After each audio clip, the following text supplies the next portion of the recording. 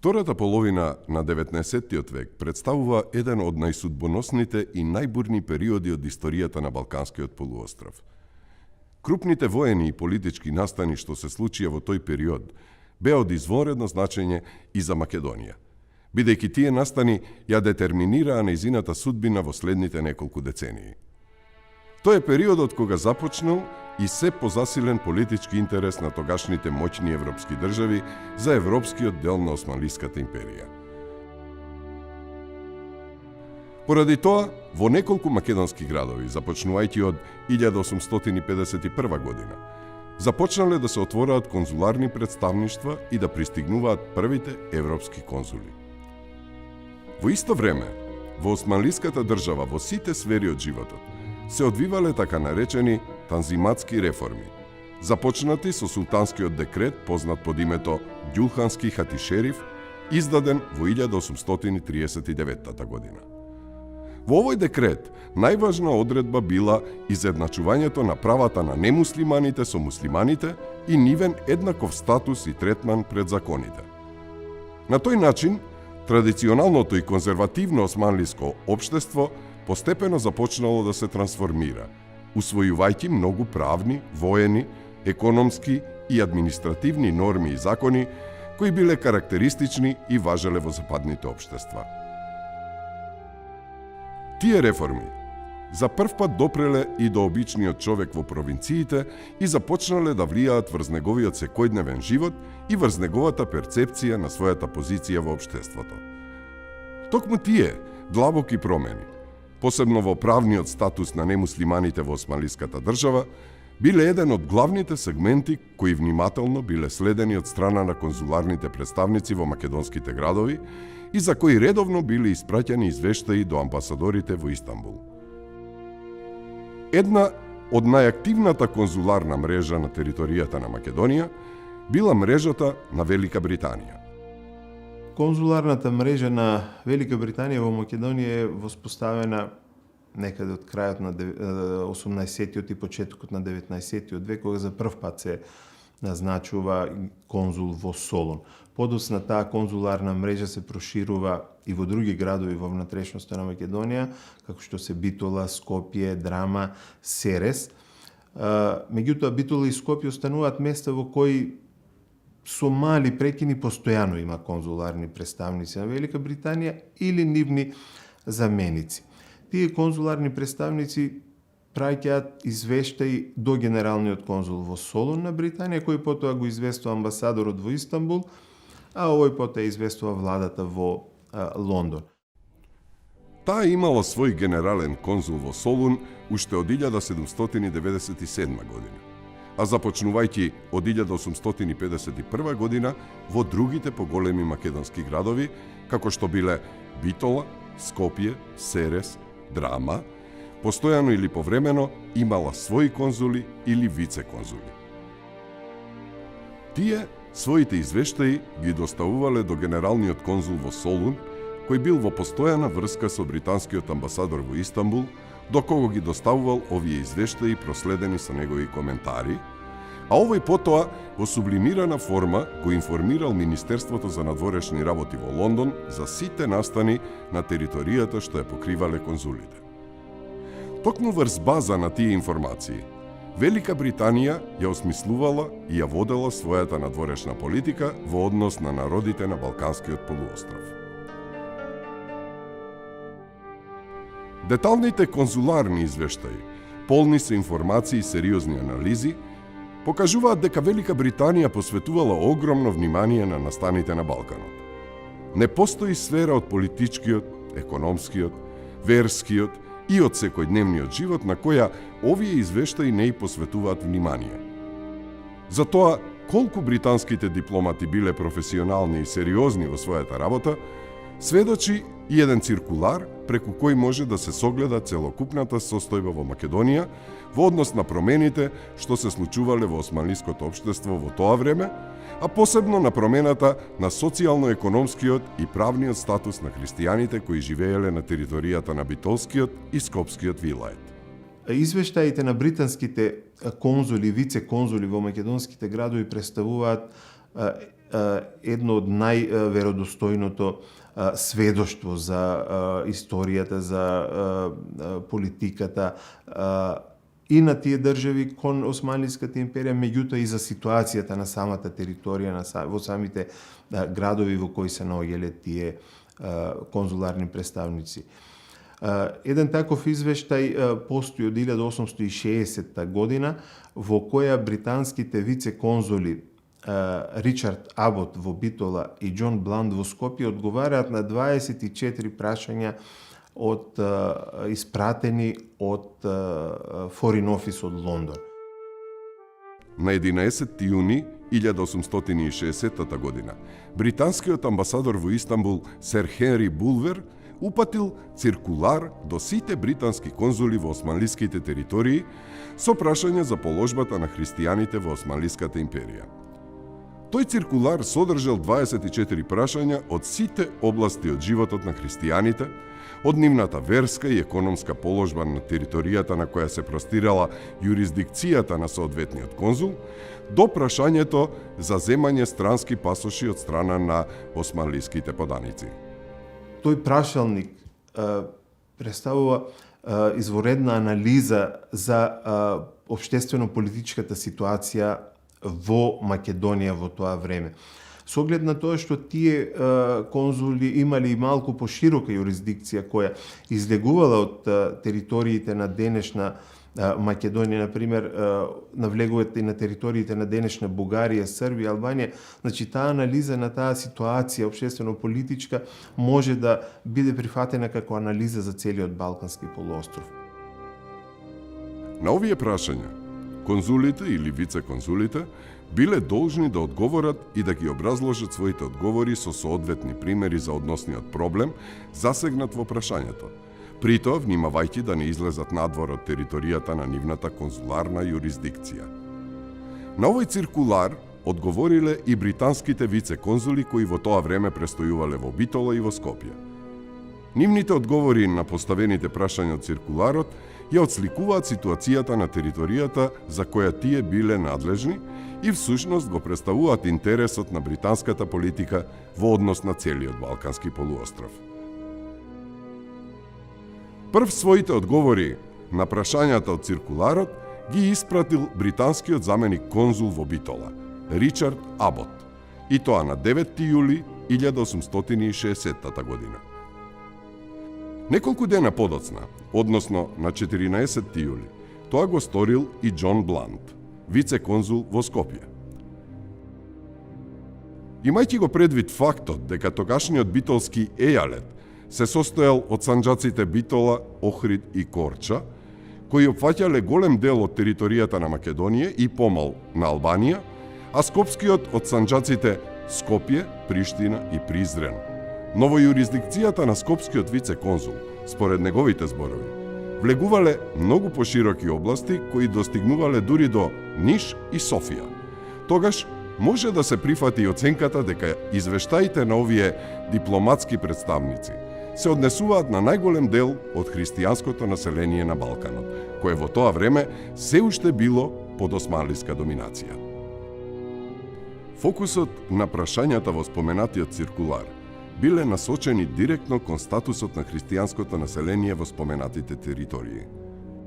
Споредбата на одговорите на двајцата дипломати на исти прашања изнесуваат на површина известни разлики во статусот на христијаните на двата ејалета, или пак во нивната перцепција на проблемите со кои се соочувале. Но исто така, дел од тие одговори за одредени проблеми се совпаѓаат меѓусебно. Инаку, овој циркулар бил испратен 4 години по објавувањето на познатиот ферман за реформи од 1856 година, со кој Високата порта повторно се обврзувала со обврските преземени со Ѓулханскиот хатишериф за изедначување на политичкиот статус на сите османлиски поданици и нивно вклучување во административната и воената структура на државата. Интересни се забелешките, например, за тоа дали христијаните сакаат да служат војска во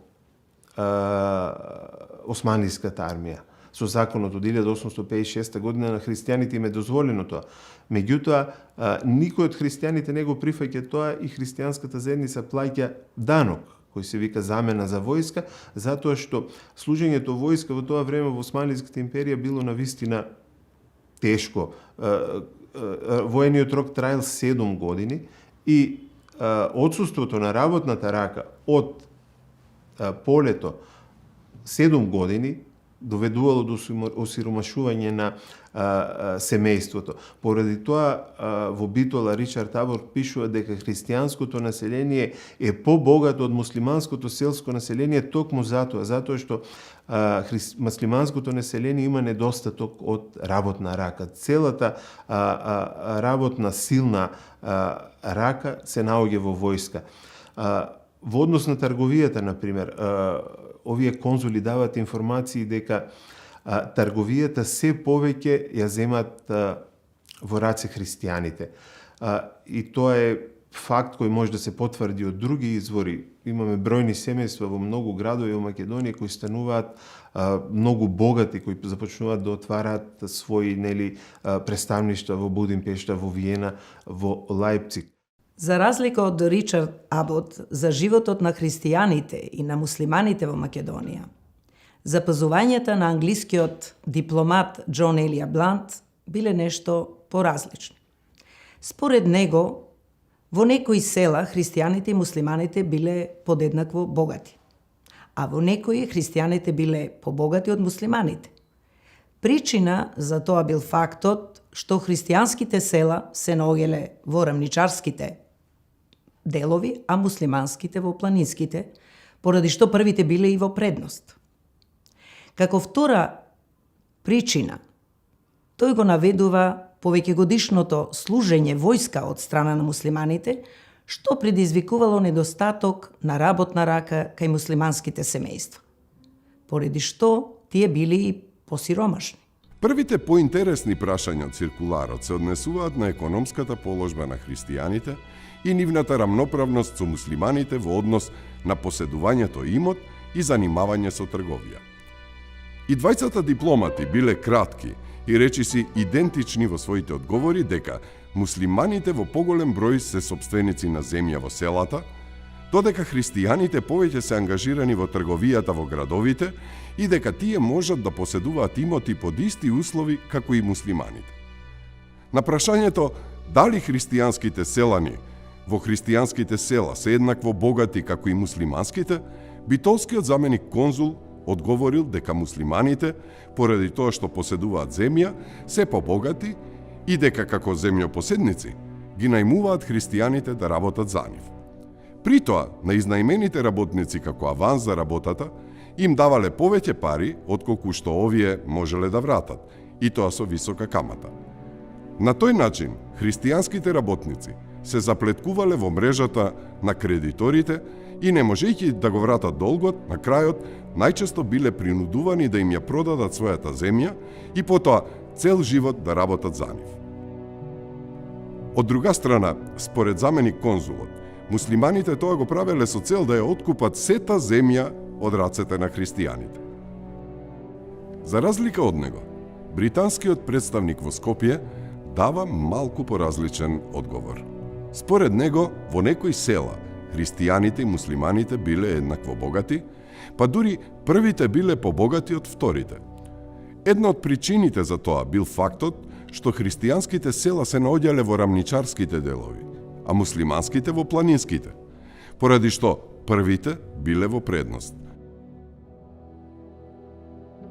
Како втора причина, тој го наведува повеќегодишното служење војска од страна на муслиманите, што предизвикувало недостаток на работна рака кај муслиманските семејства, поради што тие биле посиромашни. Од друга страна пак, христијанското население страдало од други тешкотии при работата на поле, како што била забраната да носат оружје и да се бранат од бројните разбойнички банди, наметнувањето на поголеми такси и притисоците од даночниците. А како посебно тешка обврска, дипломатот ги наведува изнудувањата од страна на грчкото свештенство и митрополитите, кои целосно паѓале на товар на христијаните.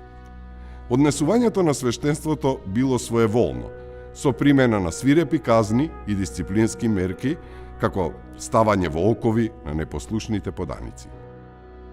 Во контекст на ова, било и прашањето дали изворот на жалбите на христијаните е односот на властите кон нив. Интересен е одговорот на Џон Блант, кој наведува дека во Скопскиот еалет, како локалните власти, така и свештенството и митрополитите, подеднакво се виновни за жалбите.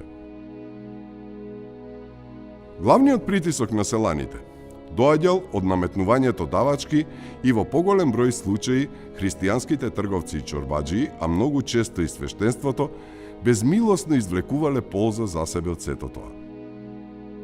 Според овој извештај, од правен аспект положбата на христијаните се уште не била рамноправна со онаа на муслиманите. Во Битолскиот еалет, како сведоци, христијаните можеле да се појавуваат само во истражниот суд, каде од нив било барано да се заколнуваат, што не било случај со муслиманите. Но, повикувањето на сведок христијанин во овој суд од самите христијани кои учествувале во парница било вистинска реткост. Во Скопскиот еалет пак не било дозволено сведочење на христијани во парница во која една од странките била муслиман, а другата немуслиман. Такви сведочења биле дозволени само во случаите кога и двете странки биле немуслимани. Но и покрај тоа, и двајцата дипломати се сложуваат во констатацијата дека сегашната состојба на христијаните била многу поповолна отколку пред 15-20 години. Во тоа посебно дециден е скопскиот вице-конзул кој пишува дека насекаде има знаци дека турците, особено по високите класи, го губат тлото во однос на населението, трговијата и земјоделството, што било сосема спротивно со христијаните. Речиси, во секој град, цели улици, па дури и цели квартови, преминувале во рацете на последните. Било укинато и мачењето, кое пред 10 години масовно било применувано. А забраната да се градат цркви, а доколку се дозволи изградба, тогаш нивната врата да не биде повисока од 4 стапки, односно 122 сантиметри, веќе била минато. Исто така, била напуштена и праксата да не се пуши и јава конј во присуство на некој турчин, работи кои се сметале за навреда на турците. Во последните 5 години, односно од војната со Русија, Кримската војна во 1853 до 1856, еден од очигледните знаци на подобрување било и градењето на убави куќи од страна на христијаните во градовите. Тие биле покомфорни, поцврсто изградени и многу подобро уредени, што представувал еден од најсигурните знаци за благосостојба и напредокот на тоа население. Во однос на проблемите поврзани со армијата, поставено е прашањето дали христијанското население би сакало да служи во османлиската армија, наместо да плаќа данок со кое се ослободува од таквата обврска. И двајцата вице-конзули одговориле дека поголемиот дел од селското население, со исклучок на свештенството и богатата христијанска елита, би сакале да служат во армијата, но под услов да бидат организирани во посебни единици и да им биде овозможено да напредуваат во воената хиерархија, како што им е овозможено на муслиманите. Посебен интерес во циркуларот им е посветен на религијата и црквите. 3 прашања бараат одговор на тоа дали христијаните имаат тешкоти при градењето цркви или при извршувањето на црковните обреди. Дали во случаите на притисок врз христијанското население, тоа е резултат на верски фанатизам од страна на муслиманите и дали прогонот на протестантите го вршат муслиманите или христијаните. Во одговорите е наведено дека христијаните немаат никакви пречки за градење цркви и за извршување обреди, освен тоа што требало да се плаќа 3000 гроша за издавање ферман, со кој се добивало дозвола за градба и што не било дозволувано да се поставува камбани на црквите. Доколку имало некои проблеми, тие најчесто доаѓале од локалната власт и од локалното муслиманско население. Но по Кримската војна, Благодарение на наредбите издадени од централната власт, многу од тие проблеми биле отстранети. Вице-конзулот Џон Блант констатира дека не постои друга земја каде што на подчинетите слоеви им е дозволено да ги практикуваат своите религиозни обичаи и да ги слават своите празници до тој степен и со таква помпа како што се прави тоа во Турција. За прогонот на протестантското население и двајцата дипломати одговараат дека нема протестанти во нивните ејалети кои се поданици на султанот, но битолскиот заменик конзул додава дека доколку би имало, тогаш прогонувањето би дошло од страна на христијаните, од чија црква протестантите се одвоени, а не од страна на муслиманите или на власта. Во однос на учеството на христијаните во локалните власти, односно во општинските совети формирани во рамките на реформите во административната управа, и двајцата конзули речиси идентично одговараат дека на христијаните им е дозволен пристап по советите, но дека тоа е чиста формалност, бидејќи ним не им е дозволено да имаат различно мислење од членовите муслимани. И двајцата констатираат дека со оглед на тоа што главни членови на советите се беговите, кои имале огромно влијание во заедницата, овие совети главно биле пречка во спроведувањето на праведното владење. Ричард Абот додава дека некои бегови биле толку моќни, што дури иако во Битола биде назначен паша кој сака да спроведе добра управа, тој е немоќен пред овие бегови кои имат големи лични интереси и ги штитат криминалот и корупцијата. Според вице-конзулите, доколку се сака да се подобри работата на тие совети, тогаш гувернерите на провинциите треба да имаат повеќе моќ и одговорност, а христијанскиот елемент повеќе да биде вклучен во советите. Многу интересни податоци дава овој извештај за односите меѓу муслиманите и христијаните, односно дали се уште државата го поддржува насилното прифаќање, односно исламизирањето на христијаните. И тука и двајцата конзули се категорични дека такво нешто веќе не постои, дека државата строго го забранува тоа, османлиската држава, бидејќи притисокот од западните држави против таа пракса е се посилен и само нанесува штета на самата држава, иако се наведуваат неколку примери во кои одредени мокници по некои села, бегови кои имаат големи чифлици, се обидуваат тоа да го направат, меѓутоа сите тие случаи се решени позитивно, односно се вратени, станува збор за малолетни лица кои се вратени на своите семејства.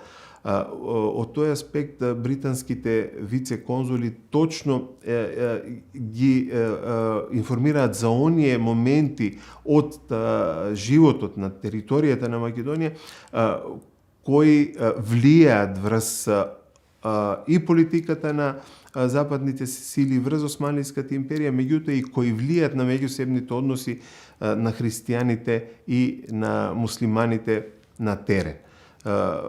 Поради тоа, не само овој извештај на британските конзули, и сите останати извештаи од поранешниот период и подоцнежниот период на британската конзуларна мрежа во Македонија се извор кој представува можеби највисоко ниво на тоа дипломатско информирање за положбата на населението во Македонија, меѓутоа и за статутот на Македонија во политиката на Велика Британија.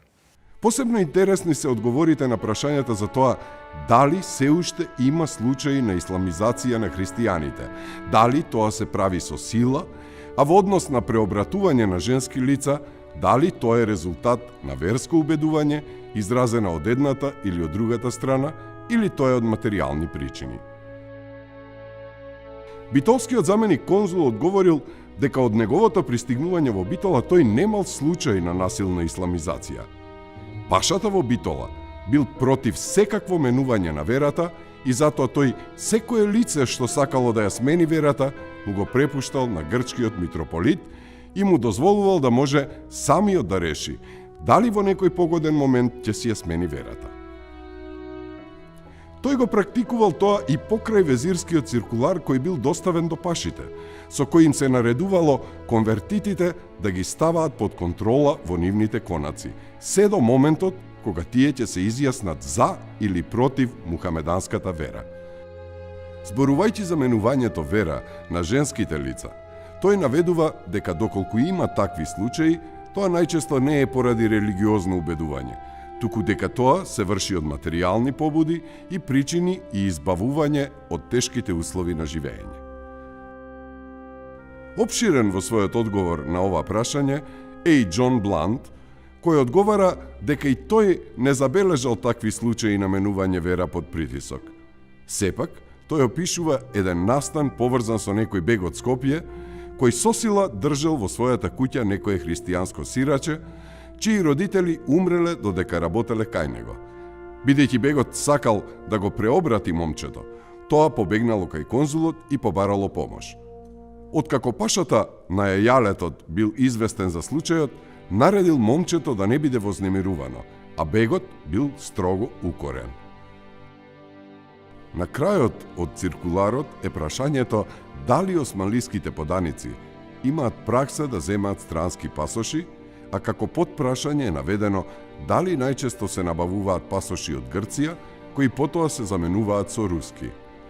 Британскиот заменик конзул во Битола одговорил дека грчките власти биле многу великодушни со своите пасоши, но грчкиот конзул во Битола не го следел системот на неговите колеги од другите места. Што се однесува до руските пасоши, во битолскиот ејалет, според сознанијата на заменик конзулот, немало лице кое поседувало таков пасош.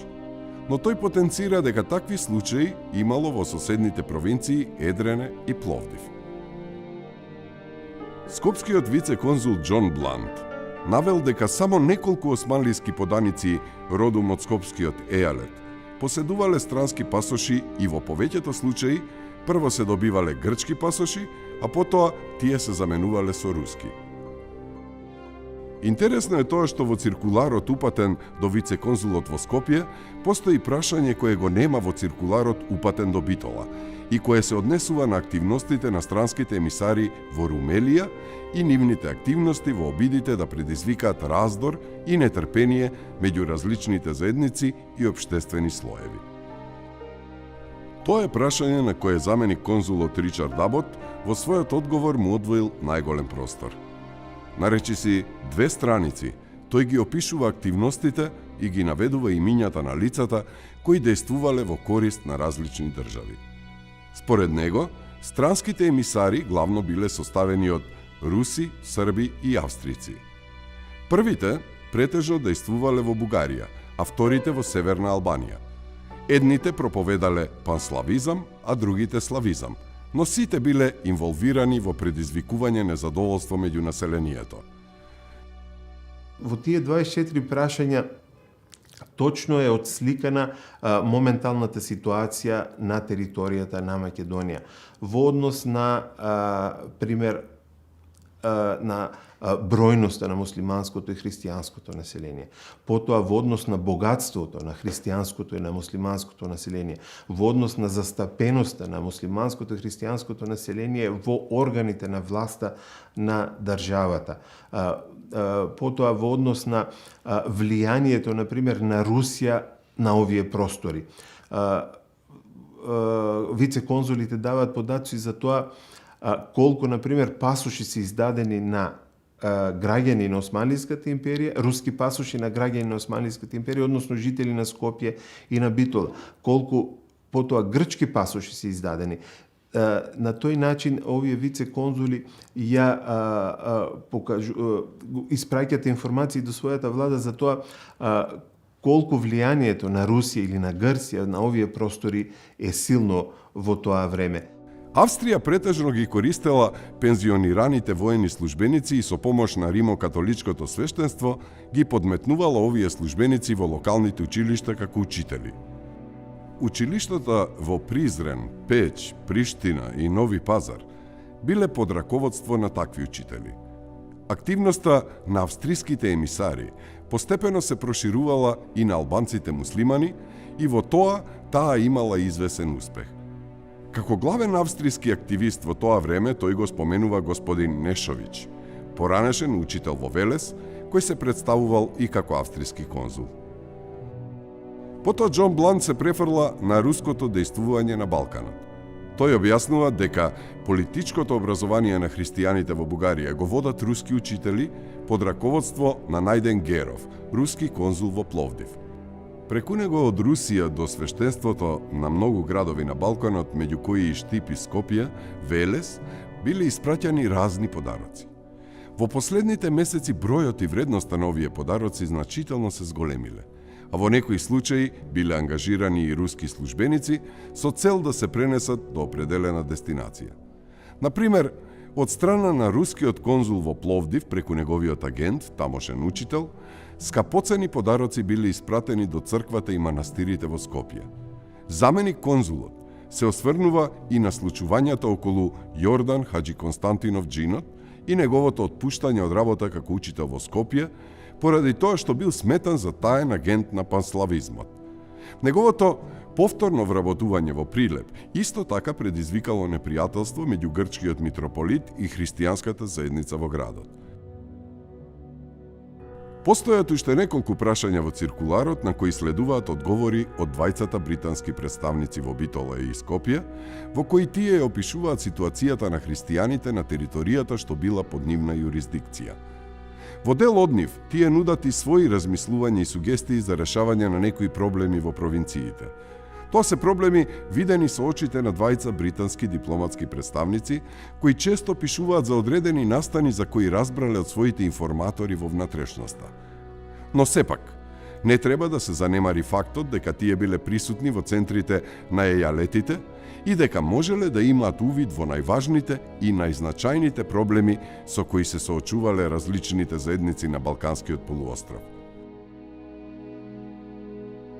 Нивните извештаи кои ги допираат суштинските проблеми со кои се соочувало обичното население во најразлични сфери од својот секојдневен живот, точно ги одразуваат тешкотиите при спроведувањето на реформите и промените што се случувале во порите на османлиското општество по објавувањето на Хатишерифот од 1839 година и на Хати Хумајунот од 1856 година. Очигледно е дека напорите што ги правела високата порта за трансформација на традиционалното и конзервативно османлиско општество ги давала првите резултати. Но исто така, очигледно е и дека тие реформи во така наречениот најдолг век од нејзиното постоење оделе многу бавно и наидувале на многу пречки од најконзервативните локални моќници кои не сакале да ги изгубат своите позиции и својот статус во општеството.